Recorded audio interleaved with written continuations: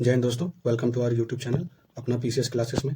Friends, आज हम देखेंगे आधुनिक बिहार। ठीक है, आधुनिक बिहार का ये थर्ड पार्ट है और ये लास्ट पार्ट होगा। It's last part. 2 part already cover हो चुका है फ्रेंड्स, आप जाके वीडियो के डिस्क्रिप्शन से देख सकते हैं। ठीक है दोस्तों, और ये बिहार समग्र का ये केबीसी नैनो का ये पूरी बुक कंप्लीट कराई जा रही है अपना पीसीएस क्लासेस के चैनल पे। और वन मोर अनाउंसमेंट है दोस्तों कि मैम के द्वारा पॉलिटी के PYQs लास्ट 22 ईयर्स के PYQs कंप्लीट कराए जा चुके हैं बीपीएससी के। तो आप जाके देख सकते हैं, वीडियो के डिस्क्रिप्शन में आपको लिंक मिल जाएगा। And rapid revisions by ma'am of Laxmikanth is also चलाया जा रहा है, तो आप जाके देख सकते हैं। ठीक है दोस्तों, it's a short introduction and let us begin. Okay, सबने अवज्ञा आंदोलन के बारे में देखेंगे, बिहार से क्या संबंध है। ठीक है, सबने अवज्ञा आंदोलन आप लोग को पता है। ये सबने अवज्ञा आंदोलन का प्रस्ताव जवाहरलाल नेहरू की अध्यक्षता में दिसंबर 1929 में कांग्रेस के लाहौर अधिवेशन में क्या हुआ, पारित हुआ था। और उसके बाद 26 जनवरी 1930 को संपूर्ण बिहार में क्या हुआ, स्वाधीनता दिवस के रूप में, उत्साह के रूप में मनाया जाने लगा। और 12 मार्च 1930 को आप देखेंगे गांधी जी जो साबरमती आश्रम से अपने 78 उनके जो स्वयं सेवक थे उनके साथ मिलकर दांडी मार्च की यात्रा की शुरुआत की। और 24 दिनों बाद 5 अप्रैल को 1930 को दांडी पहुंचकर नमक कानून तोड़ने के साथ समाप्त हुई। इस दिन आप देखेंगे गांधी जी ने 6 अप्रैल 1930 से देश भर में सबने अवज्ञा आंदोलन का शुरुआत करने का ऐलान किया। और गांधी जी ने 78 स्वयंसेवकों में बिहार के एकमात्र प्रतिनिधि जो थे, आप देखेंगे कौन है, ये गिरिवरधारी चौधरी। ठीक है, गिरिवरधारी चौधरी जी शामिल हुए, एकमात्र यही थे जो दांडी मार्च में 78 कार सेवकों में एक थे। और बिहार में आप देखेंगे सबने अवज्ञा आंदोलन सबसे पहले आप देखेंगे 15 अप्रैल को कहाँ से, चंपारण और सारण जिले में नमकीन मिट्टी से नमक बनाकर आरंभ किया गया। ठीक है, नमकीन मिट्टी से नमक बनाकर स्टार्ट किया गया। और सबने अवज्ञा आंदोलन के कार्यक्रम देख लेते हैं, जिसमें नमक कानून का उल्लंघन, कारबंदी आंदोलन, महिलाओं द्वारा शराब, अफीम एवं विदेशी कपड़ों पर धरना और विदेशी वस्तुओं का बहिष्कार और सरकारी सेवाओं, अदालतों और शिक्षा केंद्रों एवं उपाधियों का बहिष्कार। ठीक है, बहिष्कार हुआ। ठीक है, सबने अवज्ञा आंदोलन का। ठीक है, और आगे देखेंगे जब सारण जिले में देखेंगे वरजा और गोरिया कोठी के नामक कानून को भंग करने के लिए चुना गया। ठीक है, कौन, वरेजा और गोरिया कोठी को नमक कानून भंग करने के लिए चुना गया। ठीक है, ये सारण जिले में है। सारण जिले में ही देखेंगे दोस्तों कि जो नमक सत्याग्रह का नेतृत्व कौन कर रहे थे, ये श्री नारायण प्रसाद सिंह और भरत मिश्र, गिरीश तिवारी और बमन सिंह ने किया। और बिहार में आप देखेंगे जो नमक सत्याग्रह का प्रसारण मुजफ्फरपुर, पटना, शाहाबाद और इत्यादि क्षेत्रों में हुआ था। ठीक है, और होने के बाद मुजफ्फरपुर में इस सत्याग्रह का नेतृत्व जो कर रहे थे रामदयालु सिंह थे, जनकधारी प्रसाद और ठाकुर रामानंदन सिंह ने किया। ठीक है, और पटना में देखेंगे 16 अप्रैल 1930 को नमक सत्याग्रह का शुरुआत हुआ। कहाँ पे, पटना में। ठीक है, डेट याद रखेंगे और जिले का नाम याद रखेंगे। ठीक है दोस्तों, और नरवास पिंड नामक स्थान पर नमक कानून भंग करने के लिए चुना गया। कौन सी जगह पे, नरवास पिंड।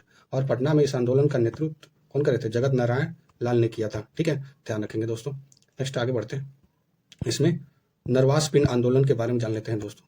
इन दिस आंदोलन आप देखेंगे कि जो नरवास पिंड पटना जिले में है, जिसे नमक कानून भंग कराने के लिए चुना गया था, ये सबने अवज्ञा आंदोलन के दिनों से ही चर्चित में था। ठीक है, और पटना में 16 और से 21 अप्रैल के बीच 1930 में आप देखेंगे जो नरवास पिंड चलो का नारा गूंज रहा था, यहाँ के लोगों ने महात्मा गांधी से आह्वान पर नमक सत्याग्रह चलाते रहने का दृढ़ संकल्प लिया। और पुलिस के जुल्म के आगे आप देखेंगे कभी नहीं झुके। ठीक है, और फिर 16 अप्रैल आप देखेंगे सर्च लाइट 1930 को मैनेजर और पटना कमेटी के सचिव अंबिका कांत, ठीक है, नाम याद रखेंगे, अंबिका कांत के नेतृत्व में लोगों ने एक साथ जत्था पटना के नरवास पिंड नामक स्थान पर की ओर क्या किया, कानून भंग करने के लिए चला।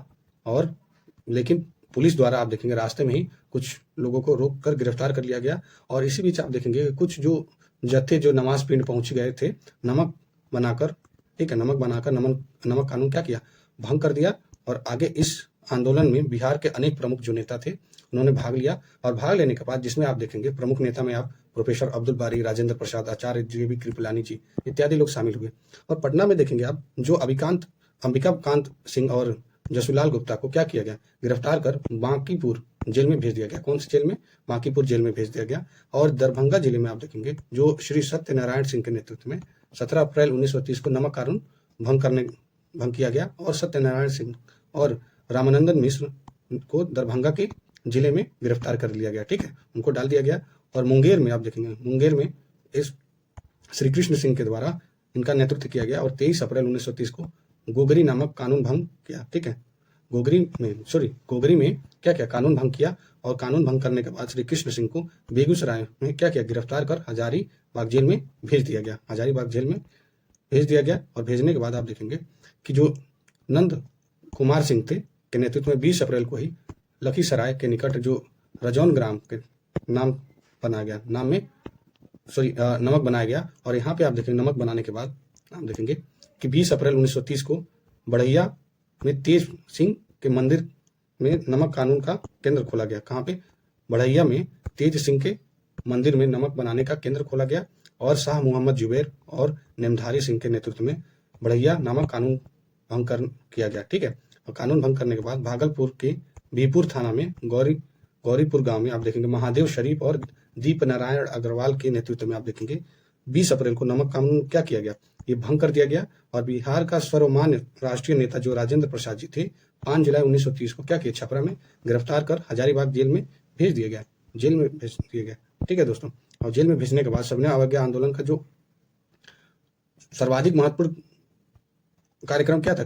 करबंदी आंदोलन था। ठीक है, करबंदी आंदोलन था। और बिहार में जो चौकीदारी करबंदी अभियान शुरू किया जा चुका था उसमें आप देखेंगे सारण, चंपारण, शाहाबाद, पूर्णिया, मुंगेर इत्यादि पटना जिले के लोग आप देखेंगे जो चौकीदारी कर देना क्या किया? बंद कर दिया। और बंद करने के बाद जो कांग्रेस के कार्यकारिणी 1 अगस्त 1930 को बंबई में अपनी बैठक में बिहार की जनता को चौकीदारी अभियान जो करबंदी था उसको शुरू करने की बधाई दी।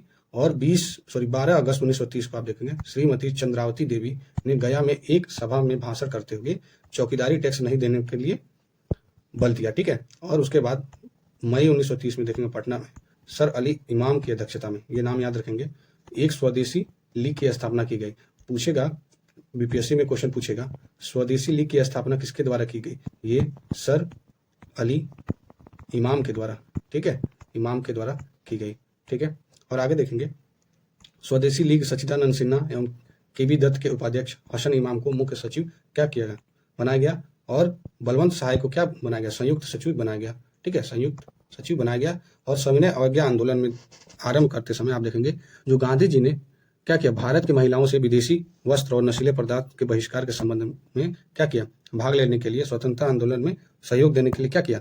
अपील किए थे। ठीक है, महिलाओं से। ठीक है, और पटना में विदेशी वस्त्र बहिष्कार की सफलता का मुख्य श्रेय किसको जाता है? अधिकांश महिलाओं का ही जाता है, जिसमें जो प्रमुख महिलाएं थी श्रीमती हसन इमाम और श्रीमती विंध्यासिनी देवी जी थी। ठीक है, इन दोनों इस महिलाओं का नाम आप याद रखेंगे कि इनका योगदान किस बहिष्कार में था? वो विदेशी वस्त्र बहिष्कार में था। ठीक है, सबने अवज्ञा आंदोलन के समय।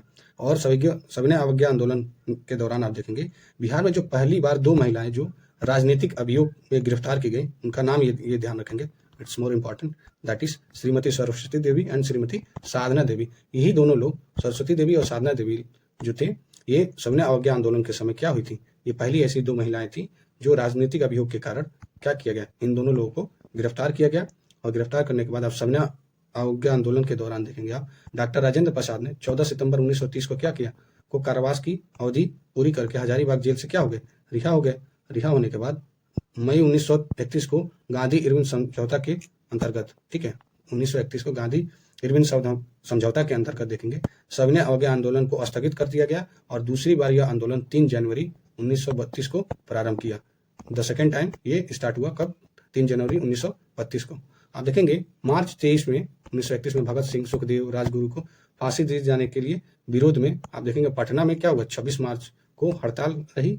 और विरोध सभा में आप देखेंगे जो श्री कृष्ण और जगत नारायण लाल का उग्र भाषण ये दिए। ठीक है, कौन? श्री कृष्ण और जगत नारायण लाल ने। ठीक है, और मुंगेर में देखेंगे, मुंगेर की जो गोगरी थाना में देखेंगे सविनय अवज्ञा आंदोलन के दौरान 14 महिलाओं को धरना देने और जुलूस निकालने के उपरांत आप देखे होंगे गिरफ्तार कर लिया गया। और उसमें जो महिलाएं थी, जो अनूप देवी थी, श्रीमती सुशीला देवी, श्रीमती सरस्वती देवी प्रमुख थी। ठीक है, और मुंगेर कि जो तारापुर में जो क्रांतिकारियों द्वारा आप देखेंगे जो थाना भवन पर राष्ट्रीय झंडा फहराने का प्रयत्न 15 फरवरी 1932 को किया गया और एकत्र लोगों पर पुलिस की गोली चलाने से 15 लोग क्या कर दिए गए, मारे गए। और सबने अवज्ञा आंदोलन के दौरान जो छपरा में जो कार के कैदियों ने नंगी हड़ताल कर दिया, ठीक है, नंगी हड़ताल कर दिया और गांधी जी ने सबने अवज्ञा आंदोलन 7 अप्रैल 1934 को क्या कर दिए, स्थगित कर दिए। और महात्मा गांधी जी ने ही, ठीक है, कांग्रेस के कार्यकारिणी जो सदस्य की रिहाई पर आप देखेंगे कि स्वाधीनता दिवस मनाया गया, जिसके तहत पटना में अनुग्रह नारायण सिंह ने राष्ट्रीय झंडा फहराया। कौन? अनुग्रह नारायण सिंह ने। ठीक है दोस्तों, और आगे देखते हैं। बापू की लाठी के बारे में जानते हैं। It's a PYQ। ओके, बापू की लाठी के बारे में ये क्वेश्चन आया था कि बापू की लाठी को क्या कहा जाता है, मुंगेरी लाठी कहा जाता था। वहां के लोग दूसरी प्रसिद्ध मुंगेरी लाठी के बारे में जानने की जिज्ञासा प्रकट हुई, ठीक है। और आप देखेंगे, और आप ये जो देखेंगे जो मुंगेरी लाठी थी ये किसके द्वारा दिया गया था, ये अमरजीत पासवान के द्वारा ये उपहार के तौर पे गांधी जी को दिया गया था, जो कि ये पूरे जीवन काल तक बापू के साथ ही रही, ठीक है। और घोरघट से निर्मित ये लाठी के हंटर ने, आप उसमें बताया गया है कि हंटर द्वारा कम से कम 2 बार उनकी भी पिटाई हो चुकी है। और बाद में लाठी का प्रसंग आप देखेंगे भारतीय डाक विभाग में के एक डाक टिकट पे भी हुआ था, ठीक है दोस्तों, डाक टिकट पे भी हुआ था। और आज भी आप देखते होंगे कि जो घोरघट गांव है ना, घोरघट गांव है, उसमें आज भी लाठी महोत्सव एक सांस्कृतिक आयोजन होता है। और मुंगेरी लाठी के बारे में जान लेते हैं, ये भी PYQ है। मुंगेरी लाठी या चूने और खली और विशेष रसायनों के लेप के आग में सेलकर पीतल की मूठ वाली एक हंटर नुमा लाठी बनाई जाती थी। उस समय आप देखते होंगे कि जो अंग्रेजों ने मुंगेरी से निर्मित लाठियों का कारोबार सरहद पार तक फैला दिया था, ठीक है। और इसका व्यापार आप देखेंगे ब्रिटेन, अफगानिस्तान, भूटान, यानी बहुत सारे देशों में इसका व्यापार होता था, ठीक है। ठीक है दोस्तों, आगे देखते हैं। 5 रुपए का जो गांधी जी का ऑटोग्राफ था उसके बारे में जान लेते हैं, ठीक है। 5 रुपए का गांधी ऑटोग्राफ आप देखते होंगे कि जो इसमें आप देख रहे होंगे कि जो 5 रुपए का गांधी जी का ऑटोग्राफ वाला था, इसमें ये चीज पता होता है कि जब भूकंप आया था, आप देखेंगे 15 जनवरी 1934 को जब बिहार में भूकंप आया था, तो उससे लगभग 20,000 लोगों की क्या हो गई, मृत्यु हो गई। मृत्यु हो जाने के बाद जो कांग्रेस के स्वयंसेवक थे, उन्होंने क्या किया, झोली फैलाकर आप देखेंगे कि सहायता चंदा एकत्रित करने लगे। और उस समय गांधी जी से लोगों ने ऑटोग्राफ मांगना स्टार्ट कर दिया। तो ऑटोग्राफ मांगना जब स्टार्ट कर दिया तो गांधी जी ने ये निर्णय लिया कि 5-5 रुपये में, ठीक है, वो अपना ऑटोग्राफ क्या करेंगे, ठीक है, ऑटोग्राफ बेचने का ऐलान कर दिया। और उससे जो पैसा इकट्ठा होगा वो भूकंप पीड़ितों को क्या दी जाएगी, ठीक है, और ये मदद के रूप में होगी, ठीक है। तो ये था 5 रुपए का गांधी ऑटोग्राफ के बारे में, ठीक है दोस्तों। आगे देखते हैं, जो 15 जनवरी 1934 को आप देखेंगे जो भीषण भूकंप आया था, जिससे बताया मैंने 20,000 लोगों की अधिक मृत्यु हो गई थी। और पीड़ितों की सहायता के लिए देखेंगे बिहार केंद्रीय रिलीफ कमेटी नामक एक गैर सरकारी संस्था की स्थापना हुई। इसके अध्यक्ष राजेंद्र प्रसाद जी थे। तो क्वेश्चन पूछेगा, बिहार केंद्रीय रिलीफ कमेटी का अध्यक्ष कौन थे? ये अध्यक्ष राजेंद्र प्रसाद जी थे और सचिव कौन थे? बलदेव प्रसाद। ध्यान रखेंगे, ठीक है। और 11 मार्च 1934 को गांधी जी ने बिहार यात्रा पटना पहुंचे और उस समय बिहार यात्रा में उन्होंने मोतिहारी, छपरा और सोनपुर जैसे अन्य जिलों में आप देखेंगे गए और लोगों को भूकंप पीड़ितों की सहायता के लिए अपील किए। और अपील करने के बाद आप देखेंगे कि बिहार में एक हरिजन यात्रा 1934 को 2 बार हुआ, ठीक है। हरिजन यात्रा 1934 में 2 बार हुआ। 1934 में देखेंगे कि जो बिहार की मानवीय कार्य तथा सामाजिक सुधार के अतिरिक्त राजनीतिक दृष्टि से भी यह महत्वपूर्ण रहा, ठीक है दोस्तों। और आगे देखते हैं, Congress Samajwadi Party. Okay, Congress Samajwadi Party, समाजवादियों का एक सम्मेलन आचार्य नरेंद्र देव की अध्यक्षता में 17 मई 1934 को बंबई में हुआ। और यहीं पर आचार्य नरेंद्र देव और जयप्रकाश नारायण और मीनू मसानी और अशोक मेहता के प्रयत्नों से कांग्रेस सोशलिस्ट पार्टी का क्या हुआ, गठन हुआ, ठीक है। ये नाम याद रखेंगे, ये महत्वपूर्ण है, ठीक है। 1934 में आप देखेंगे दोस्तों कि कांग्रेस की जो सोशलिस्ट पार्टी का जो पहला अधिवेशन था वो कहाँ पे हुआ, पटना में हुआ। और इसके अध्यक्ष आचार्य नरेंद्र जी थे और सचिव जयप्रकाश नारायण थे। और कांग्रेस समाजवादी पार्टी के पूर्व ही 1934 में आप देखेंगे गंगा शरण सिंह, राम वृक्ष बेनीपुर, रामानंद मिश्रा और लोगों ने बिहार सोशलिस्ट पार्टी नामक संगठन का क्या किया, स्थापित किया। और स्थापित करने के बाद इनके अन्य जो सदस्य रहे हैं, इनका नाम देख सकते हैं आप, योगेंद्र शुक्ला, अब्दुल बारी, कर्पूरी ठाकुर एंड शावन सिंह इत्यादि लोग। और तालमेल सोशलिस्ट पार्टी, आप देखेंगे तालमेल सोशलिस्ट पार्टी से भी इनका नाता रहा है, ठीक है। और कांग्रेस को समाजवादी विचारों को अपनाने के लिए प्रेरित करने में इसकी महत्वपूर्ण भूमिका रही है, ठीक है दोस्तों। अब आइए देखते हैं बिहार विधानसभा चुनाव जो 1937 में हुआ था उसके बारे में जान लेते हैं दोस्तों। इसमें आपको देखने को मिलेगा कि भारत सरकार अधिनियम 1935 के द्वारा आप देखेंगे कि जो भारतीयों को जो प्रांतीय शासन प्रबंध का अधिकार मिल गया, और उसके परिणाम स्वरूप देखेंगे आप 1937 को प्रांतीय विधानसभा का चुनाव हुए। इस चुनाव में देखेंगे कांग्रेस को क्या हुआ, संयुक्त प्रांत और मद्रास, मध्य प्रदेश, बरार, उड़ीसा तथा बिहार में क्या मिला, पूर्ण बहुमत मिला। और बिहार में 129 निर्वाचन मंडल क्षेत्र बनाए गए। कितने निर्वाचन क्षेत्र, ये ध्यान रखेंगे, 129 निर्वाचन क्षेत्र बनाए गए। इसमें आप देखेंगे 70 आम निर्वाचन मंडल थे, जिसमें आप देखेंगे 39 मुसलमानों के लिए सुरक्षित थे, 4 महिलाओं के लिए सुरक्षित थे, ठीक है। और 1 एंग्लो इंडियन के लिए, 2 यूरोपियन के लिए। क्वेश्चन पूछ देगा कि मुसलमानों के लिए कितने निर्वाचन मंडल सुनिश्चित किए गए थे, नहीं तो महिलाओं के लिए पूछ देगा एंग्लो इंडियन, तो आप ध्यान में रखेंगे, ठीक है। और उसमें 13 क्या थे, विशेष निर्वाचन मंडल थे, ठीक है दोस्तों, विशेष निर्वाचन मंडल।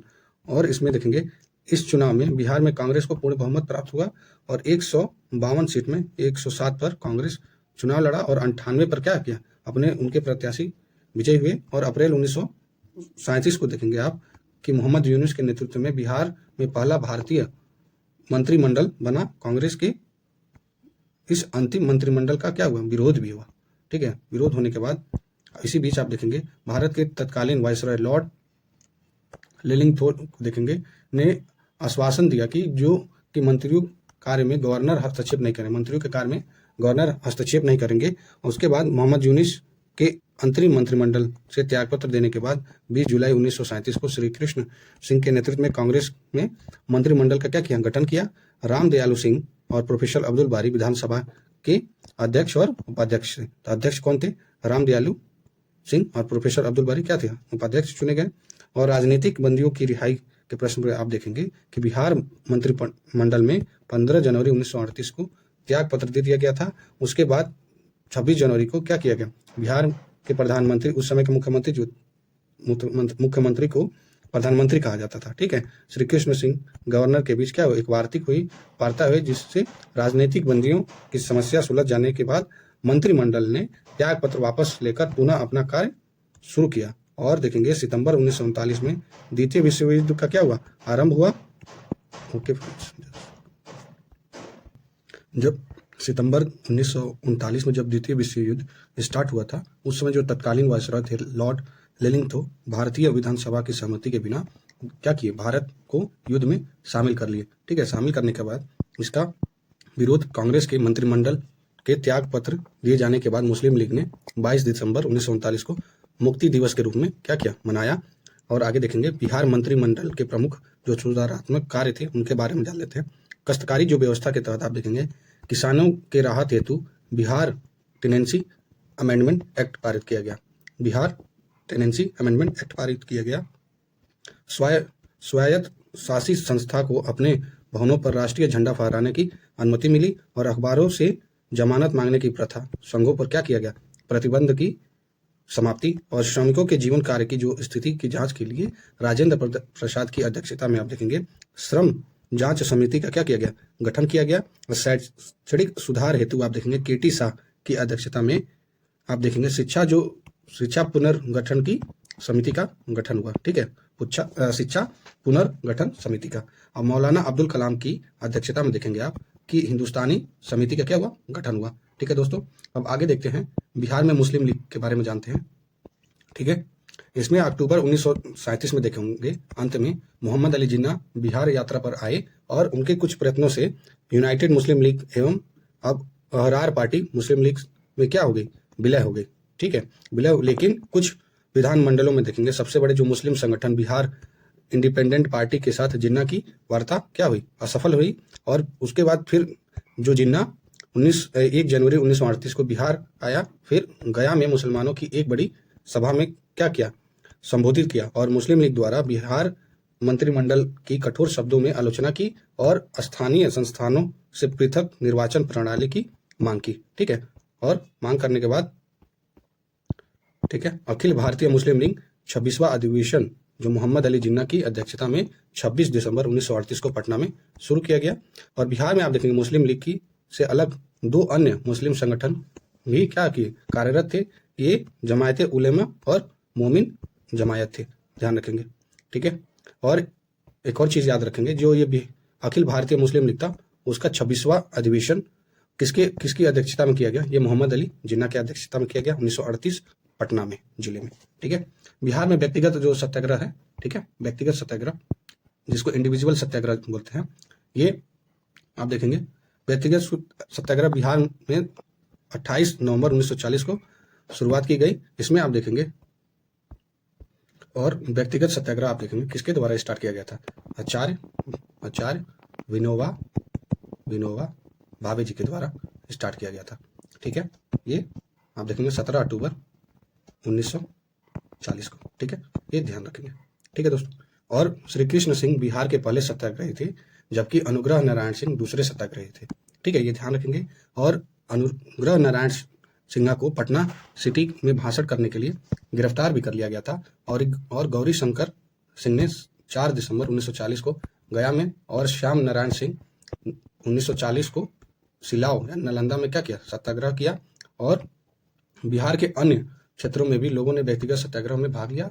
और गया में कुछ जो महिलाएं थी वो भी सत्याग्रह करती हुई गिरफ्तार हो गई, जिसमें प्रमुख थी प्रियंका देवी, जगत रानी देवी, जानकी देवी, ठीक है। और बिहार में यंग्स मैन इंस्टीट्यूट जो 20 दिसंबर 1936 को अखिल भारतीय छात्र दिवस राम ब्रिज बेनीपुरी की अध्यक्षता में मनाया गया, ठीक है, ये ध्यान रखेंगे, Bihar young's man institute, okay. And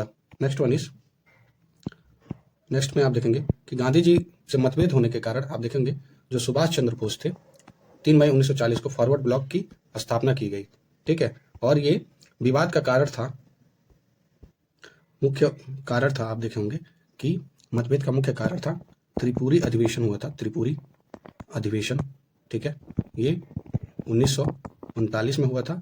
और इस अधिवेशन में आप देखेंगे सुभाष चंद्र बोस जी और पिता भी सीतारमैया, ठीक है, पिता भी सीतारमैया ये कांग्रेस के अध्यक्ष के लिए उठे थे। और पिता भी सीतारमैया ये गांधी जी के कहने पर उठे थे, ठीक है, जिसमें आप देखेंगे कि जो सुभाष चंद्र बोस जी थे उनका वो इलेक्ट हुए, ठीक है। इलेक्ट होने पर गांधी जी ने कहा था कि ये डिफीट मेरी है, ठीक है, ये हार मेरी है। और इसी मतभेद के कारण ये सुभाष चंद्र बोस जी ने क्या किया, ये इस्तीफा दे दिए। और इस्तीफा देने के बाद फॉरवर्ड ब्लॉक की स्थापना की, ठीक है। और ये था आपका, ठीक है। और इस सिलसिले में आप देखेंगे अगस्त माह में पटना में आए और सीमावर्ती जिलों की यात्रा की। और 18 फरवरी 1940 को मजदूर की समस्या जमशेदपुर में दिए गए एक भाषण के लिए भारतीय रक्षा कानून के अंतर्गत जयप्रकाश नारायण को क्या किया गया, गिरफ्तार करके 6 महीने के लिए कड़ी सजा कर दी गई। और बिहार में जो प्रकाशित हुआ था सर्च लाइट एवं इंडियन नेशन जयप्रकाश नारायण के द्वारा ये स्टार्ट किया गया, जिसमें गिरफ्तारी को अनुचित कदम कहा, ठीक है। और 10 मार्च 1940 को सारे प्रांत में जयप्रकाश नारायण दिवस मनाया गया, ये ध्यान रखेंगे, क्योंकि बिहार के लिए जयप्रकाश नारायण जी एक बहुत ही रेनॉन्ड पर्सनालिटी रहे हैं, ठीक है। तो 10 मार्च 1940 को जयप्रकाश नारायण दिवस मनाया गया, ठीक है। और पटना में प्रकाशित होने वाली जो अंग्रेजी अखबार थी द बिहार हेराल्ड था, ठीक है, द बिहार हेराल्ड। और बिहार में जो फॉरवर्ड ब्लॉक के नेता शीलभद्र याजी को छपरा में आप देखेंगे, छपरा में 16 मई 1940 को भारत रक्षा कानून के अंतर्गत आपत्तिजनक भाषण देने के अभियोग में उनको भी गिरफ्तार कर लिया गया। और गांधी जी के निर्देश पे आप देखेंगे 1940 में व्यक्तिगत सत्याग्रह प्रारंभ कर विनोबा भावे इसके प्रथम व्यक्तिगत सत्याग्रही थे। और 1941 में मुस्लिम लीग द्वारा 23 मार्च को पाकिस्तान दिवस और हिंदू महासभा द्वारा 27 अप्रैल को पाकिस्तान विरोधी दिवस मनाने के कारण बिहार शरीफ में एक भयंकर सांप्रदायिक दंगे हुए। और बिहार शरीफ में जो सांप्रदायिक दंगे पर गांधी जी ने शांति की अपील करते हुए कहा, अभी बिहार ही ऐसा प्रांत है जो हमें रास्ता दिखा सकता है, हमारे लिए उदाहरण बन सकता है, ठीक है, बिहार ही एक ऐसा प्रांत है, ठीक है, ये गांधी जी ने कहा था, ठीक है दोस्तों।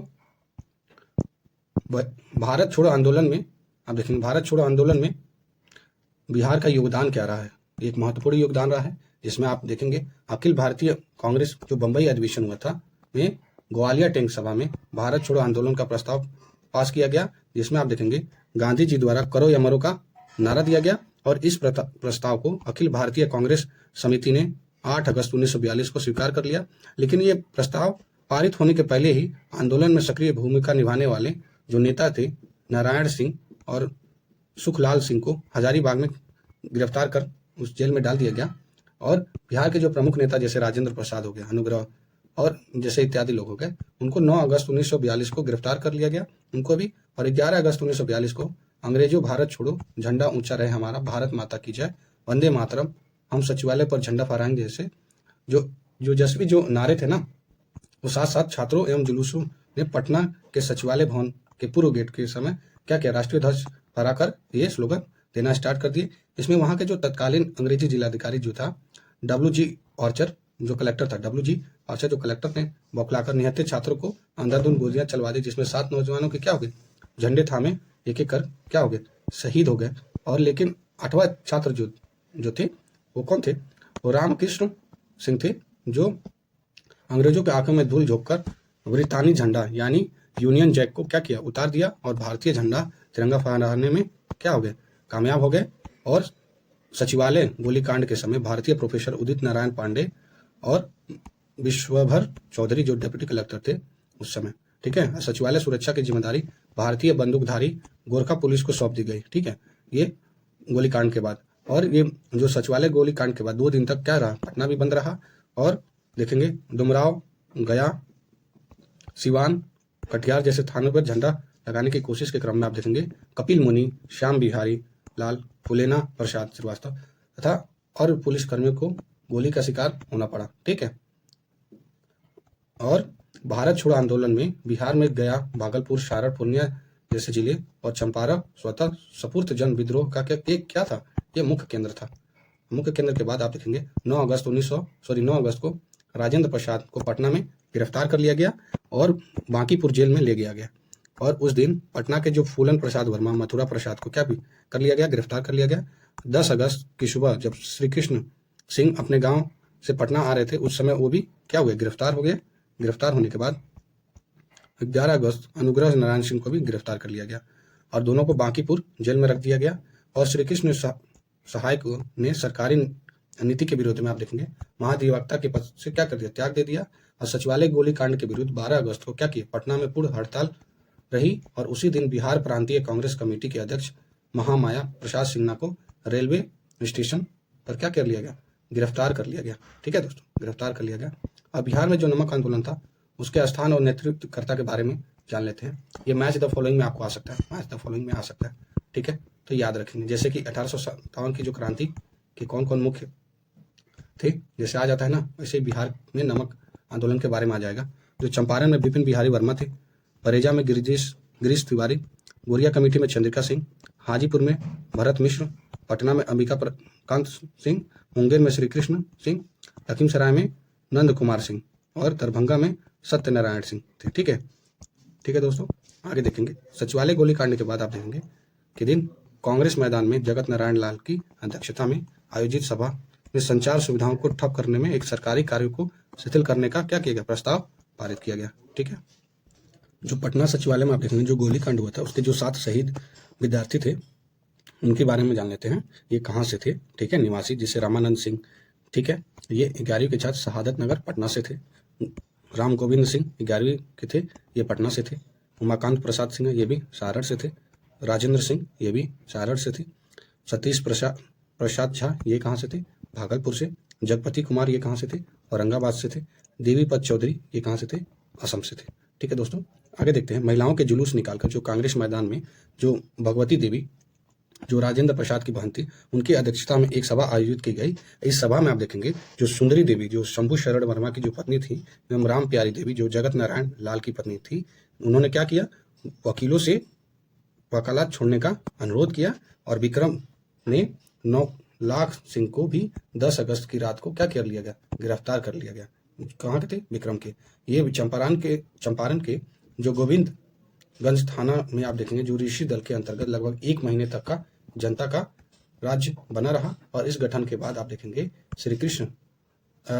श्री रामाश्रय दुबे का प्रमुख हाथ था, ठीक है। 1942 में देखेंगे आंदोलन में दरभंगा महाराज ने में न केवल सरकार को और अपने सशस्त्र लोगों को सेवाएं देने का इनकार किया, बल्कि गिरफ्तार लोगों की भी मदद की। ठीक है, आगे देखेंगे। दिसंबर 1942 को जो कांग्रेस समाजवादियों द्वारा जो स्वतंत्रता संग्राम मोर्चा का शीर्षक में एक प्रलेख निकाला था, जिसमें क्रांति को आगे बढ़ाने हेतु और समग्र शक्ति के रूप में मोर्चा संगठित करने पर क्या कर लिया गया, बल दिया गया। भारत छोड़ो आंदोलन के दौरान पटना में जो प्रकाशित सर्चलाइट और इंडिया नेशन राष्ट्रवाणी प्रकाशन नहीं हुआ, ये ध्यान रखेंगे। ठीक है दोस्तों, ये प्रकाशित, ठीक है, सर्चलाइट, इंडिया नेशन और राष्ट्रवाणी। ठीक है, और आप देखेंगे 12 अगस्त को सरकारी नीति के विरुद्ध आप देखेंगे डी एल नंद कैवलियर ने पटना बुद्ध समिति के सचिव पद से क्या कर दिया, त्याग कर दिया। और पटना के जो फतेहपुर में जो 65 व्यक्तियों ने कुछ दिनों तक क्या किया, समानांतर प्रकाशन चलाया। और बिहार प्रांतीय कांग्रेस कमेटी का मुख्यालय अस्थायी तौर पर क्या किया, यहीं से काम करता था। ठीक है, यहीं से काम करता था। और आगे देखेंगे 30 अगस्त 1942 को जगत नारायण लाल ने यहाँ की एक भाषा की और इनके कार्यकर्ताओं को साहित्य संघ क्या कर दिया, साहित्य संघ का नाम दिया। और बिहार में प्रकाशन को पंगु बनाने के उद्देश्य से सियाराम दल नामक गुप्त संगठन की गतिविधि या 1943-44 में क्या कर दी गई, जारी कर दी गई। ठीक है, अगस्त क्रांति का बिहार में विभिन्न क्षेत्रों पर क्या प्रभाव था। ठीक है, 1942 में देखेंगे जो अगस्त क्रांति की जो चिंगारी संपूर्ण बिहार में फूटी थी, जो सारण जिले के जगत लाल चौधरी के थाने को जला दिया गया। ठीक है, चौधरी ने थाने को जला दिया। और जलाने के बाद आप देखेंगे चंपारण जिले के जो गोविंदपुर थाने में ऋषि जी राम महादेव प्रसाद, जगन्नाथ प्रसाद इत्यादि क्या हुए, एक समानांतर सरकार बनाई थी। और वे मुखबिरों को सजा देते थे। और मुजफ्फरपुर जिले में आप देखेंगे मीनापुर के थाने में लोगों को जिंदा जला दिया। ठीक है, बेलसन थाने पर गोली चली, जिसमें आप देखेंगे जय मंगल सिंह, सुखदेव सिंह और भूपन सिंह, नौजाद सिंह इत्यादि लोगों को क्या किया गया, मारे गए। ठीक है, और भारत छोड़ो आंदोलन के दौरान आप देखेंगे किसानों को भारी विद्रोह के कारण सरकारी अधिकारियों ने सारण जिले को कुख्यात रूप में अपराधी जिला क्या कर दिया, घोषित कर दिया गया सारण जिला को। और आप देखेंगे आगे दोस्तों, जो अगस्त में देखेंगे जो कटिहार के थाने में जो झंडा फहराते समय 13 वर्षीय बालक एक था, जिसका नाम ध्रुव कुमार को पुलिस ने झंडा फहराते का प्रयास किया तो उसको गोली मार दी गई। और भागलपुर में अगस्त क्रांति का नेतृत्व छात्रों ने किया और यहाँ शिवधारी सिंह और सुखदेव चौधरी बिहारी को भी गिरफ्तार कर लिया गया। और भागलपुर मुंगेर के ग्रामीण क्षेत्रों में देखेंगे अमरजीत पासवान के नेतृत्व में तुमुल आंदोलन चलाया गया। कौन, तुमुल आंदोलन किसके नेतृत्व में, अमरजीत पासवान के नेतृत्व में, भागलपुर और मुंगेर के ग्रामीण क्षेत्रों में। ठीक है, और 13 अगस्त को देखेंगे हजारीबाग की सरस्वती देवी तथा अन्य महिला बंदी को भी भागलपुर सेंट्रल जेल में ले जाया गया और उन्हें नाथनगर में एक भीड़ ने पुलिस के हाथों से छुड़ा लिया। और सरस्वती देवी ने लाजपत पार्क में एक क्रांतिकारी भाषण दिया था। और दरभंगा में आप देखेंगे कुलानंद वैदिक और संगवारा में कर्पूरी ठाकुर ने संचार व्यवस्था ठप करने का काम किया। और बिहार में अब व्यक्तिगत संगठन देख लेते हैं दोस्तों। भारत छोड़ो आंदोलन में के दौरान बिहार में जो गुप्त क्रांतिकारी गतिविधियां चलाई गई थी, वो 29 अक्टूबर को गया में आप देखेंगे, गया में आप अवधशाला में देखेंगे बम बनाने का सामान मिला था। ठीक है, और 14 नवंबर 1942 को एक प्रमुख फरार समाजवादी नरसिंह आजाद को गया में क्या कर लिया गया, पकड़ लिया गया। भारत छोड़ो आंदोलन के दौरान जो गिरफ्तार लोकनायक जयप्रकाश नारायण जी को हजारीबाग जेल से नवंबर 1942 को रामानंद सिंह, योगेंद्र शुक्ला और सूरज नारायण सिंह गुलाब चंद्र गुप्त को और शालिग्राम के साथ भागने में सफल रहे। ठीक है, शालिग्राम सिंह के साथ भागने में सफल रहे और जेल से फरारी घटना में शामिल रहने के संदेश से राम नारायण सिंह और सुखलाल सिंह का गिरफ्तार कर भागलपुर जेल में भेज दिया गया। ठीक है, हजारीपुर जेल में आपसे फरार जो योगेंद्र शुक्ल के बाद 4 दिसंबर 1942 को देखेंगे करनौती के बाल गोविंद सिंह के साथ मुजफ्फरपुर में गिरफ्तार कर लिया गया। ठीक है, और आप देखेंगे 7 दिसंबर को योगेंद्र शुक्ल पटना लाए गए और उन्हें बक्सर जेल में भेज दिया गया। जेल से भागने के बाद जयप्रकाश नारायण के साथ रामानंद मिश्र और शालिग्राम सिंह अच्युत पटवर्धन की बहन विजया के साथ कलकत्ता चले गए। ठीक है, वहां उन्होंने क्या किया, सूरज नारायण सिंह और विजय के साथ नेपाल तराई जंगलों के इलाकों में आप देखेंगे छापामार युद्ध के प्रशिक्षण के लिए एक शिविर स्थापित किया गया। ठीक है दोस्तों, आजाद दस्ता के बारे में जानते हैं। मार्च 1943 में देखेंगे आजाद दस्ता के अखिल भारतीय केंद्र और बिहार प्रांतीय कार्यालय का गठन जयप्रकाश नारायण जी के द्वारा नेपाल में किया गया और इसका संचालन नेपाल के कोशी नदी के दलकारों के टापू नामक स्थान पे किया जाता था। ठीक है, इस समय आप देखेंगे इस समय तक श्याम नंदन सिंह के साथ डॉक्टर राम मनोहर लोहिया भी नेपाल पहुंच गए और राम मनोहर लोहिया संचार एवं प्रचार विभाग का निर्देशन करते थे। और आप देखेंगे आजाद दस्ता के मुख्य प्रशिक्षण सरदार नित्यानंद सिंह थे और बिहार के लिए श्री सूरज नारायण सिंह के अधीन एक स्वतंत्र परिषद स्थापित की गई और सरदार नित्यानंद सिंह ने सोनबरसा में पुलिस की गोलियों से शहीद हो गए। ठीक है, पुलिस की गोलियों से शहीद हो गए। मई 1943 में आप देखेंगे जयप्रकाश नारायण, राम, डॉक्टर लोहिया, श्याम नंदन सिंह और इत्यादि लोग, ठीक है, अचानक नेपाल सरकार द्वारा गिरफ्तार करके हनुमान नगर जेल में रख दिया गया उन लोगों को। ठीक है, और आप देखेंगे सरदार नित्यानंद सिंह और सूरज नारायण के नेतृत्व में क्रांतिकारियों का एक जत्था हनुमान नगर जेल से जयप्रकाश नारायण और कुछ अन्य बंदियों को छुड़ा लिया गया था और 18 दिसंबर 1943 को जयप्रकाश नारायण पुनः मुगलपुरा में क्या हुए, गिरफ्तार कर लिए गए और 1943 के अंत तक देखेंगे आजाद दस्ता सक्रिय रहा। लेकिन इस आंदोलन का जो प्रमुख नेता गिरफ्तार होने के बाद यह प्रयास क्या हुआ, असफल रहा। ठीक है, और श्रीमती कृपलानी की गिरफ्तारी पटना में आप देखेंगे 1943 में हुई और 1945 को, ठीक है, डॉक्टर राजेंद्र प्रसाद भी बांकीपुर जेल से रिहा कर दिए गए और फेब 1946 में जयप्रकाश नारायण की रिहाई के प्रश्न पर दबाव बनाने के उद्देश्य से जयप्रकाश दिवस मनाया जाता है। तो क्वेश्चन आएगा जयप्रकाश दिवस कब मनाया जाता है, तो ये आप देखेंगे फेब 1946 को मनाया गया। ठीक है, और मार्च 1946 में संपन्न विधानसभा चुनाव जो 152 सीटों में से कांग्रेस 68 और मुस्लिम लीग 34 सदस्य निर्वाचित हुए थे, उसमें आप देखेंगे मार्च 1946 को ब्रिटिश मंत्रिमंडल के 3 सदस्य पैट्रिक लॉरेंस, स्टैफर्ड क्रिप्स और एवी अलेक्जेंडर ने कैबिनेट मिशन, ठीक है, कैबिनेट मिशन की ने एक नया संविधान बनाने का अंतरिम सरकार को गठन किया। कैबिनेट मिशन कब हुआ, कैबिनेट मिशन 1946 को। ठीक है, और कांग्रेस ने कैबिनेट मिशन योजना को स्वीकार कर लिया और अंतरिम सरकार की योजना को मुस्लिम लीग ने क्या किया, विरोध किया। ठीक है, मुस्लिम लीग ने क्या किया, विरोध किया। ठीक है, ध्यान रखेंगे। और आप देखेंगे 30 मार्च 1946 को श्री कृष्ण सिंह के नेतृत्व में बिहार के दूसरे कांग्रेसी मंत्रिमंडल बना और जून 1946 में आप देखेंगे जून 1946 में संपन्न संविधान सभा के चुनाव में कांग्रेस को 296 सीट में से 111 पर विजय प्राप्त हुई और कांग्रेस की जीत के बाद मुस्लिम लीग ने पाकिस्तान प्राप्त करने के लिए 16 अगस्त 1946 को के दिन देश भर में प्रत्यक्ष कार्रवाई दिवस के रूप में मनाया। ये कब, 16 अगस्त 1946 में प्रत्यक्ष कार्रवाई दिवस के रूप में मनाया। उसी दिन आप देखेंगे कलकत्ता से भयंकर सांप्रदायिक दंगे हुए और उसका दुखद अंत पूर्वी बंगाल में ढाका, नोआखली और त्रिपुरा जिले में हिंदुओं के बड़े पैमाने पर क्या कर दी गई, हत्या कर दी गई और लूटपाट भी किया गया साथ में। पूर्वी बंगाल की प्रतिक्रिया बिहार में भी हुई और 1946 के अंत में देखेंगे दोस्तों प्रांत के कई स्थानों पर सांप्रदायिक दंगे भड़के और इस सांप्रदायिक दंगे का जो व्यापक जो प्रभाव था वो छपरा, पटना, बिहार शरीफ और जहानाबाद, बांका आदि शहरों पर भी हुआ। और देखेंगे जो मार्च 1946 में आप देखेंगे मार्च 1947 में दोस्तों देखते हैं गांधी जी सांप्रदायिक दंगों के बाद बिहार में शांति और सद्भावना का संदेश देने के उद्देश्य से आए थे और 9 दिसंबर 1946 को स्वतंत्र भारत की संविधान निर्माण के लिए संविधान सभा की जो प्रथम बैठक बिहार के सच्चिदानंद सिन्हा की अध्यक्षता में संपन्न हुई।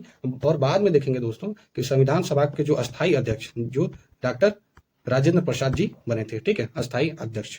अब 15 अगस्त 1947 को भारत को स्वतंत्रता मिलने के बाद बिहार में प्रथम स्वतंत्रता दिवस बड़े उत्साह से मनाया गया और जयराम दौलत राम बिहार के प्रथम राज्यपाल और डॉक्टर श्री कृष्ण बिहारी प्रथम मुख्यमंत्री के रूप में 15 अगस्त 1947 को पद ग्रहण किया। ठीक है, और उसी दिन देखेंगे आप राज्यपाल ने 1942 की क्रांति में पटना सचिवालय गोलीकांड में शहीद छात्रों की स्मृति में पटना में बनाए जाने वाले शहीद स्मारक की क्या करी, आधारशिला भी रखी। ठीक है, और आगे देखते हैं पटना गांधी मैदान का नामकरण देखते हैं। ठीक है, रीनेमिंग देखेंगे और नामकरण में देखते हैं कि जो 30 जनवरी आप देखेंगे 1948 को गोडसे ने दिल्ली स्थित जो बिड़ला हाउस में गांधी जी की हत्या कर दी थी। इससे गांधी जी के प्रति पूरे बिहार में क्या एक शोक की लहर उमड़ गई थी। ठीक है, और उसी वर्ष गांधी जी के सम्मान में 15 अगस्त 1948 को स्वतंत्रता की पहली वर्षगांठ समारोह के रूप में बिहार सरकार के शासकीय आदेश में छपे आधिकारिक निमंत्रण पत्रों की पहली बार गांधी मैदान के नाम से इस्तेमाल किया गया।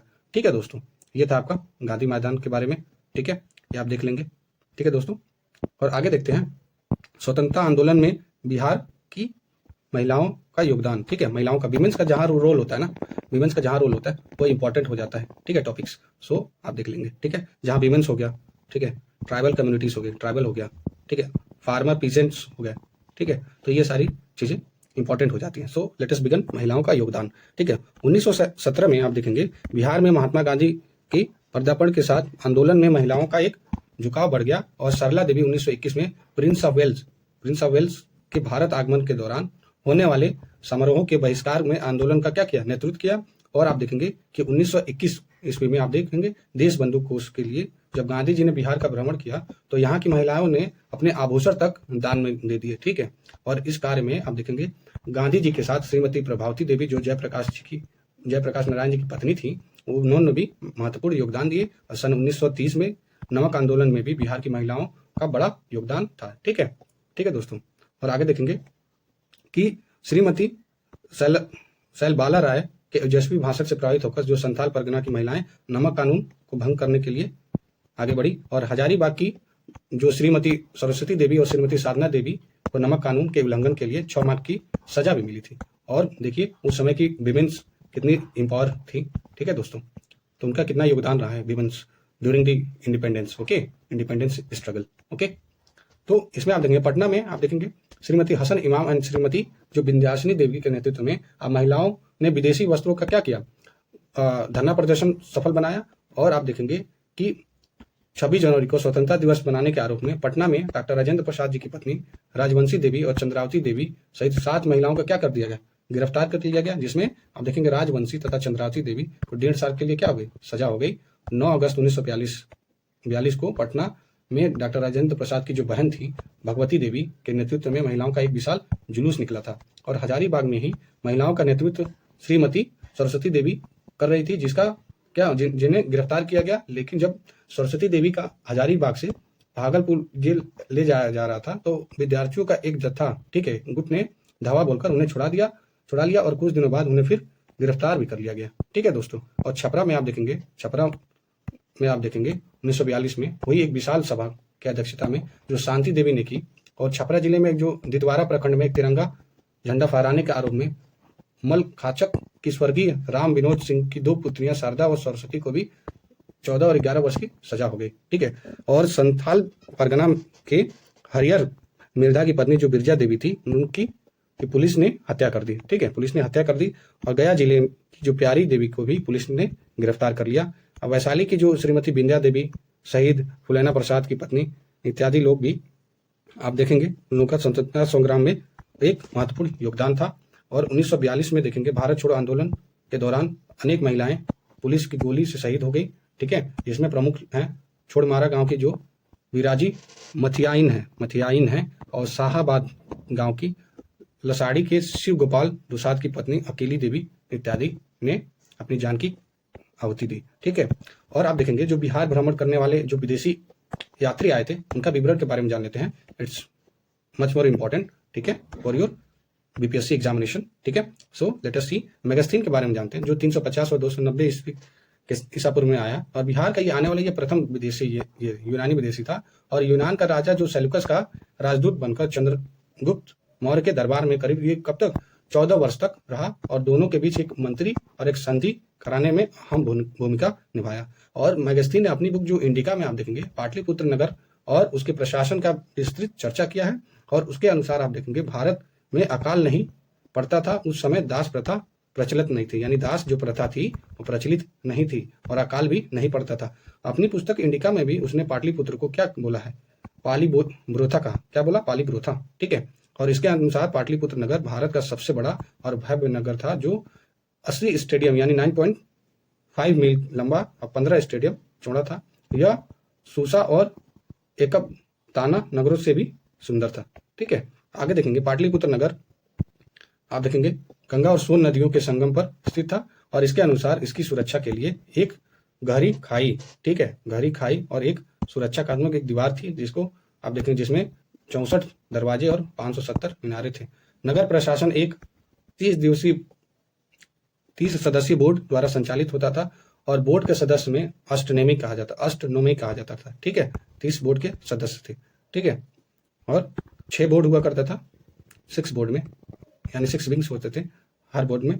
आप देखेंगे पूरे मिला के आप 5 मेंबर्स होते थे। ठीक है, 5 मेंबर्स होते थे, जिससे 30 सदस्यीय बोर्ड हो जाते थे, इनको अष्टनोमी कहा जाता है। ठीक है, अष्टनोमी। ठीक है, और डाइकमस देखेंगे जो सीरिया का था, डाइकमस। ओके फ्रेंड्स, डाइकमस देखते हैं।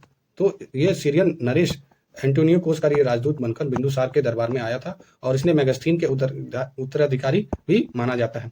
और इसने डाइमकस द्वारा लिखा गया कोई वृत्तांत उपलब्ध नहीं है। फिर भी ये आप देखेंगे इसने स्ट्रैबो ने इस बात का उल्लेख किया कि जो डाइमकस ने पाटलिपुत्र और भारत के बारे में एक वृत्तांत लिखा था, और उसके बाद पाटलिपुत्र में उसके निवास से पता चलता है कि हिंद यूनानी शासकों ने मैत्रीपूर्ण संबंध इस काल में भी रहे हैं। ठीक है, आइए दोस्तों फायान के बारे में जानते हैं। फायान इंपॉर्टेंट है। ठीक है, आपके एग्जाम के पर्सपेक्टिव के लिए, एग्जाम पर्सपेक्टिव से। तो फायान एक चीनी यात्री था जो गुप्त सम्राट चंद्रगुप्त द्वितीय विक्रमादित्य के काल में 399 ईस्वी में बौद्ध ग्रंथों की खोज के सिलसिले में भारत आया और 411 ईस्वी तक भारत में रहा। और इस फायान का जन्म जो चीन के जो बोयांग नामक स्थान पर हुआ था, और भारत के अनेक नगरों की यात्रा के क्रम में वो राजगीर, नालंदा, गया के बाद वैशाली और पाटलिपुत्र भी गया। वह भारत में लगभग 12 वर्ष तक रहा। ठीक है, और उसके अनुसार मगध एक समृद्ध राज्य था और उसने ब्राह्मणों की रथ यात्रा देखी, जिसमें देव प्रतिमाएं और सुसज्जित रथों को रखकर निकाला जाता था। ठीक है, और हर साल दूसरे महीने आप देखेंगे 8वीं तारीख को बुद्ध और बोधिसत्व की शोभा यात्रा 20 रथों में सजाकर निकलती थी। फायान नालंदा और राजगीर भी गया, जहां उसने गृधकृत पर्वत जो बुद्ध की प्रिय वास का क्या किया, दर्शन किया। ठीक है, गृधकुट। ठीक है, दर्शन किया। और आगे देखेंगे हिनसांग के बारे में जानते हैं। हिनसांग दोस्तों ये एक चीनी यात्री था जो गोवर्धन के समय हर्षवर्धन के समय 629 ईस्वी में भारत आया। इसने 15 वर्ष तक भारत में रहा और हिनसांग ने अपनी पुस्तक जो वृतांग है सी यूकी नामक पुस्तक में माध्यम से प्रस्तुत किया। ठीक है, भारत को इस नाम से प्रस्तुत किया। ये PYQ भी है। ठीक है दोस्तों, सी यूकी। ठीक है, हिनसांग ने यात्रियों का राजकुमार, ठीक है, नीति का पंडित और वर्तमान शाक्य मुनि भी कहा जाता है, ध्यान देंगे। और हिनसांग भारत में नालंदा विश्वविद्यालय में पढ़ने और बौद्ध ग्रंथ संग्रह करने के उद्देश्य से भारत आया था। ठीक है, और हिनसांग ने नालंदा विश्वविद्यालय को 6 वर्ष तक अध्ययन किया। और हिनसांग के अनुसार आप देखेंगे नालंदा भारत में उच्च शिक्षा का एक प्रमुख केंद्र था, जहाँ विदेश भी आते थे और विद्यार्थी बनते थे और पढ़ते थे, दीक्षा लेते थे। ठीक है दोस्तों, और 8500 छात्र और 1500 अधिक आचार्य भी रहते थे। ठीक है, और यहाँ पे आप देखेंगे धर्म, व्याकरण, तर्कशास्त्र, विज्ञान, चिकित्सा आदि की शिक्षा दी जाती थी। और उसके अनुसार आप देखेंगे शहर में महायान और हीनयान जो संप्रदाय 2 भागों में बढ़ गया था। ठीक है दोस्तों, जिसमें आप देखेंगे 600 से 700 भिक्षु रहते थे, जिसे बिहार भी कहा जाता था। ठीक है, बिहार। ठीक है दोस्तों, जो बिहार होता था ना, उसी के नाम पे आप अपना बिहार का नाम पड़ा हुआ था। ठीक है, और आप देखेंगे हिनसांग के अनुसार उस समय पाटलिपुत्र अपनी भव्यता खो चुका था और कन्नौज अपने उत्कर्ष पे था। ठीक है, कन्नौज उत्कर्ष पे था, पाटलिपुत्र अपनी भव्यता खो चुका था। आइए देखते हैं इत्सिंग के बारे में देखते हैं। इत्सिंग ये भी चीनी यात्री था। ठीक है, चीनी यात्री था जो 7वीं शताब्दी में भारत आया और 692 ईस्वी तक यहाँ रहा। इत्सिंग नालंदा महावीर में शिक्षा ग्रहण की और उसके अनुसार नालंदा में उस समय 5000 भिक्षु रहते थे और विक्रमशिला महावीर के संबंध में चर्चा की। आप देखेंगे धर्मस्वामी के बारे में जानेंगे। धर्मस्वामी के बारे में जो तिब्बत का था, बौद्ध भिक्षु धर्मस्वामी एक तिब्बती यात्री था जो 1300 ईस्वी में क्या किया, शताब्दी में पाल शासकों की अवसान के समय भारत आया और नालंदा महाविहार में बौद्ध शिक्षा ग्रहण करने के लिए आया था। ठीक है, बौद्ध शिक्षा ग्रहण करने के लिए आया था।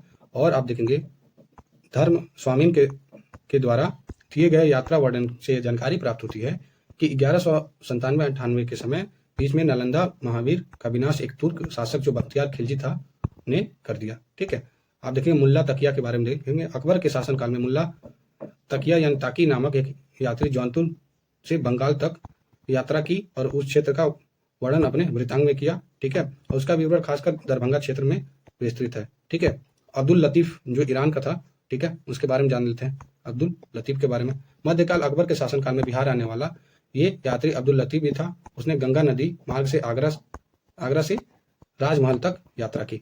ठीक है, आगरा से राजमहल तक, ठीक है, यात्रा की। और आप देखेंगे मोहम्मद सादिक जो था, ये भी ईरान का था। इसने जहांगीर के शासनकाल में, ठीक है, जहांगीर के शासनकाल में भारत आया था और 1619 ईस्वी के आसपास देखेंगे जब उसने पिता पटना के दीवान खलीफा के पद पर नियुक्त हुए थे तो वह भी साथ में पटना आया और 4 वर्ष तक रहा। इसका वृत्तांत तो आप देखेंगे सुबह ए सादिक, ये वेरी वेरी इंपॉर्टेंट है, सुबह ए सादिक में मिलता है। मुल्ला बहबहानी के बारे में, ये ईरानी क्या था, धर्माचार्य था, जिसने बिहार की कई बार यात्रा की और यात्रा करने के बाद पटना में बस गया।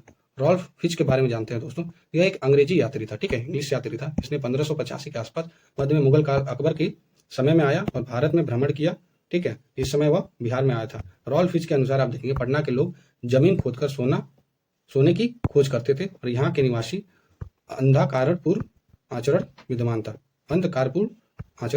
था, ठीक है। और पीटर मुंडी के बारे में जानता है, ये भी एक अंग्रेजी यात्री था और व्यापारी था, जिसने 1632 ईस्वी में शाहजहां के काल में, ये किसके काल में आया ये ध्यान रखेंगे, ठीक है, और नाम उनका, ठीक है, पटना में आया था, ठीक है दोस्तों। और मैनरिक के बारे में जानते हैं, मैनरिक के बारे में ये हॉलैंड का यात्री था। वह 17 शताब्दी में शाहजहां के समय आया था, ठीक है, यही इंपॉर्टेंट है। इसका कार्य क्या था, विशेष प्रकार का कश्तियां यानी मयूर पंखों का क्या वर्णन किया। जॉन ट्रेवनियर के बारे में जानते हैं, ये फ्रांसीसी क्या था, यात्री था, जो 1665 ईस्वी में औरंगजेब के काल में पटना आया था, ठीक है, और पटना में हॉलैंड निवासियों के द्वारा सोरे व्यापार की चर्चा की। मुनीची के बारे में जानते हैं, यह इटालियन था और 17वीं शताब्दी के मध्य शाहजहां के काल में पटना आया था। इसके अनुसार उस समय पटना एक जनसंख्या लगभग कितनी थी, 2 लाख। तो आएगा क्वेश्चन, जनसंख्या 2 लाख का अनुमान किस ट्रेवलर ने किया, किस यात्री ने किया, ठीक है, तो आप बताएंगे। बिशप व्हीलर के बारे में जानते हैं, बिशप व्हीलर के बारे में, ये अंग्रेजी पादरी था जो 1824 ईस्वी में गंगा नदी मार्ग से पूर्व भारत की ओर यात्रा करता हुआ बिहार के अनेक नगरों पर गुजरा था। जॉन मार्शल जो ब्रितानी था, यह अंग्रेजी यात्री औरंगजेब के शासनकाल में आया था, औरंगजेब के शासनकाल में, और ये एक चिकित्सक था। इसने पटना नगर की बनावट, रहन सहन इत्यादि पर क्या की, चर्चा की। और देखें बिहार का नामकरण और राज्य गठन का सफरनामा देख लेते हैं दोस्तों, ठीक है। इसमें देखेंगे हम कि इस क्षेत्र में अनेक बौद्ध विहार को देखकर संभवतः लगभग 12 से 13 ईस्वी की सदी में जो तुर्क मुसलमान के शासकों ने इस प्रदेश का नाम बिहार प्रदेश रख गया और आगे चलकर बिहार कहलाया। और बिहार शब्द का सर्वप्रथम मिनहाजुस द्वारा 13वीं शताब्दी में क्या तबाकत जो नसीरी थी, आप ध्यान रखेंगे इस बुक का नाम मिनहाजुस सिराज के द्वारा तबाकत नसीरी में बिहार शब्द का सर्वप्रथम क्या हुआ था, उल्लेख हुआ था। और विद्यापति रचित कीर्तिलता में बिहार का भी उल्लेख हुआ था, ये ध्यान रखेंगे।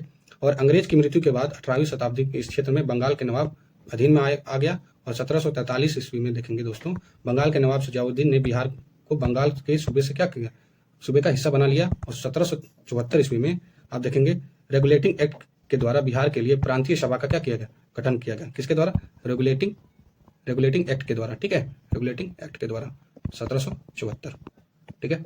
और 1865 में पटना में, गया में अनेक अलग अलग जगह पे संगठित किया गया। और डॉक्टर सत्यनारायण सिन्हा, महेश नारायण, नंद किशोर लाल और श्री कृष्ण राय, इन चारों से मिलकर जनवरी 1894 में आप देखेंगे पटना में बिहार टाइम्स और बिहारी समाचार पत्र निकालना प्रारंभ हुआ, ठीक है। और आप देखेंगे महेश नारायण के संपादक में देखेंगे प्रकाशित इस समाचार पत्र के माध्यम से बिहार पृथक्करण आंदोलन को पकड़ने लगा। और इस तरीके की ये 1906 में आप देखेंगे राजेंद्र बाबू उस दिनों कलकत्ता के बिहारी क्लब के मंत्री थे और सत्यनारायण सिन्हा, महेश नारायण, अन्य नेताओं के विचार विमर्श के पश्चात पटना के एक विशाल बिहारी छात्र सम्मेलन कराया गया, जिसमें इसमें छात्रों ने एक अस्थायी समिति बनाई गई और जिसमें बिहार पृथक्करण आंदोलन पर्याप्त बल मिलने लगा, ठीक है। और 1908 में बिहार प्रादेशिक सम्मेलन का पहला अधिवेशन पटना में हुआ था और इस अधिवेशन में आप देखेंगे मोहम्मद फरुखुद्दीन ने बिहार को बंगाल से पृथक करने के लिए एक नए प्रांत के रूप में संगठित करने का प्रस्ताव रखा, जिसे सर्वसम्मति से क्या किया गया, स्वीकार किया गया, ठीक है। ये था आपका, आप देख लेंगे बिहार के बारे में। और बिहार 1909 में जो बिहार प्रादेशिक सम्मेलन का दूसरा अधिवेशन भागलपुर में संपन्न हुआ, ध्यान रखेंगे, ठीक है।